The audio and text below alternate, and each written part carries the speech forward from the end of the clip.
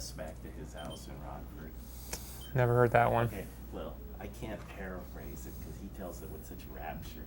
But next time you see him, he's an old friend. You should hear that story. And we're rolling tape one. Yeah, just roll. We're looking at the Guns N' Roses book. That's the kid he grew up with, Mark Cantor, whose family owned a deli. Still does, old deli. And that's really where they came from. I mean, that's like the archetype GNR stuff. Right. You're talking about Canners? Yeah. Yeah. It's really good stuff. Well, Jim Morrison spent a lot of time in Canners too. That place is an institution. I love that place, man. Yeah. Super pickles. And they still don't hire waitresses under 70. Yeah, right? Split pea soup Wednesday. To keep within the whole zeitgeist of this event, you guys are part of now you're part of the Institute of Higher Greatness, musical greatness. So what we do here is just roll for a few minutes on music and where you came from and how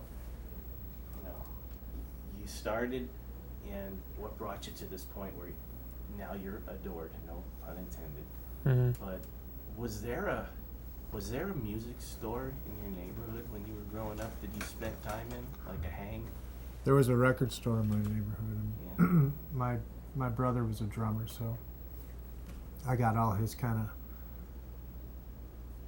I pilfered his record collection as a child, so I got exposed to probably Ian Pace and Bonham and Moon probably at a really early age, 6 or 7 years old. And when I was born in '64, so a lot of those records were just coming out, and my brothers and sisters would buy them, so I would hear them right away. And What month in '64? June. Yeah. 4 months after the Beatles landed. Yeah, right. Yeah, sure. But watching my brothers and sisters kind of grow up through the early '70s was a big influence on me. And I think back then there wasn't a real stigma attached to music. So my father played clarinet, so at any time in my house you could hear kind of Benny Goodman in the basement.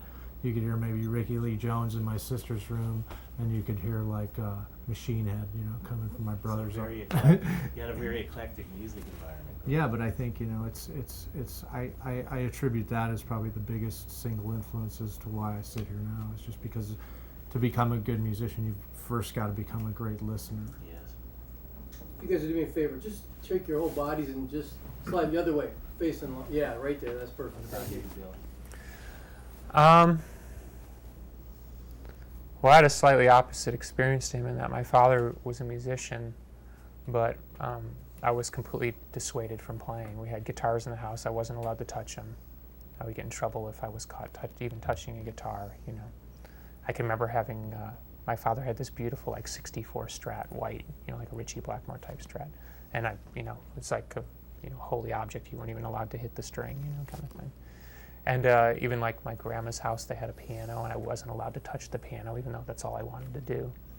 And so I didn't really get the bug to play music, although I was rapturous about listening to music. I didn't get the bug to play music until I was about 14, when I saw a friend playing in his basement. He had a Michael Schenker imitation V. Yes.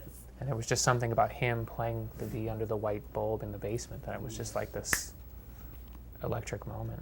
I never looked back, Did you consider that sort of like a metal birth of your love of rock? Well, I was very metal in my teens.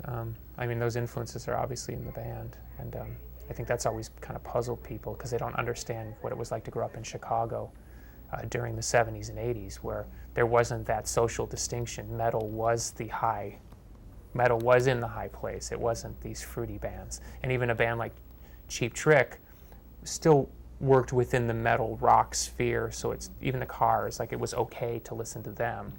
But Maiden was the best, or Sabbath was the best, or Zepp. It was always about those bands. So we grew up thinking that was the pinnacle, and it wasn't until I was really introduced to new wave and alternative music in my late teens that I sort of had this whole other moment of discovery, as far as finding this completely different way to play and listen to music. Did you feel